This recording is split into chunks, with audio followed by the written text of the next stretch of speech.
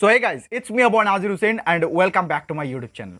सो guys, अगर आप एक यूट्यूबर है तो आप यूट्यूब स्टूडियो चलाते हैं और यूट्यूब स्टूडियो पर लगभग हर चीज हमें समझ में आता है, लेकिन ऐसा कुछ चीज है जो कि हमें कंफ्यूज होते हैं, जो कि हम समझ ही नहीं पाते। मैं भी बहुत दिन मुझे यह समझ ही नहीं आया कि एक्चुअल में ये है क्या। क्या है वो चीज RPM and CPM. RPM and CPM जो कि आपको यूट्यूब स्टूडियो पर दिखता है, मैं यहां पर स्क्रीनशॉट लगा दूंगा।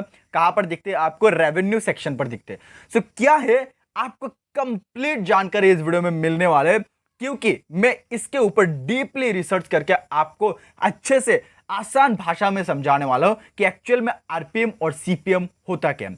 आपको मैं एक एक चीज बोर्ड पर लिख के बताऊंगा, आप हमारे साथ बने रहे और इस वीडियो को आप लाइक कीजिए अभी, और इस चैनल को अभी तक आपने सब्सक्राइब नहीं किया तो सब्सक्राइब करके रखें। और आइए हम इस वीडियो को स्टार्ट करते हैं। गाइस, आरपीएम का मतलब हम बहुत इजी लैंग्वेज में अगर हम समझे तो आपको YouTube 1000 व्यूज पर कितना पैसा देते हैं। YouTube आपको 1000 व्यूज पर कितना पैसा देते हैं, इसको ही हम आरपीएम कहते हैं।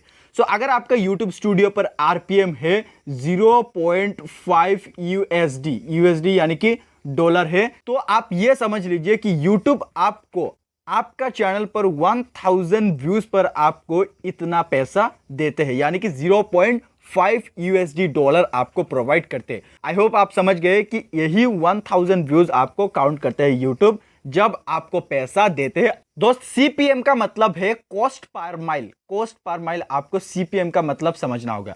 यहां पर सीपीएम होता क्या है? सबसे पहले सीपीएम में जाने से पहले आपको जानना जरूरी है कि YouTube हमें पैसा कैसे देते हैं। YouTube पैसा जो हमें देते हैं उसका सर्कल आपको समझना होगा, साइकिल को आपको समझना होगा। मान लीजिए ये है एडवर्टाइजर, यानी कि YouTube पर जो एड चलाते हैं, और मान लीजिए कि ये गूगल है या फिर YouTube है और ये हम क्रिएटर है।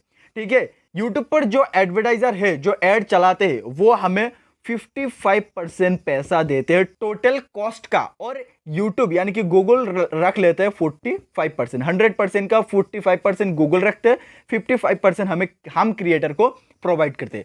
यहां पर जो 55% और 45%, ये दोनों चीज एडवर्टाइजर गूगल को या फिर YouTube को देना पड़ता है, और इसी को पर 1000 इंप्रेशन पर एडवर्टाइजर जो कि गूगल को कितना पैसा देते हैं। अगर आपका यहां पर सीपीएम मान लीजिए कि $1 है, 1 यूएसडी डॉलर है, यानी कि आपका एडवर्टाइजर पर 1000 एड चलाने के लिए यूट्यूब या फिर गूगल को क्या देते हैं? $1 देते हैं, और इसमें से हमें 55% मिलते हैं और गूगल 45% रख लेते हैं।